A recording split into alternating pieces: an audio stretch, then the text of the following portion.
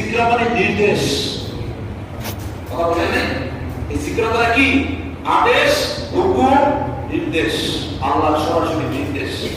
তো জিক্রুল মুমিন, এটা মুমিনদের জন্য জিক্র। যেমন এই যে as-সালাতুল জিকরি, এই যে আজকে এখন মুয়াজ্জিন যখন বলছে যে হাইয়া আলাস সালাত, এই আযান যখন শুনছেন, আহ্বান যখন শুনছেন, তখন আমরা সালাতে চলে আসছি, নামাজে চলে আসছি। আল্লাহ বলেন এটাও জিকির, এটাও কি জিক্র, এটাও কি জিক্র, সবচেয়ে বড় জিক্র।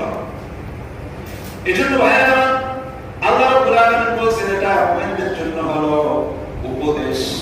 এরপর দ্বিতীয় আয়াতে খেয়াল করেন আল্লাহ নবী আবার বলেছেন ইত্তাবিউ, কি বলেছেন?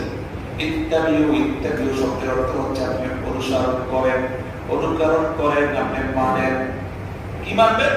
মা উনজিলা ইলাইকুম মির রাব্বিকুম, যা আপনার রবের পক্ষ থেকে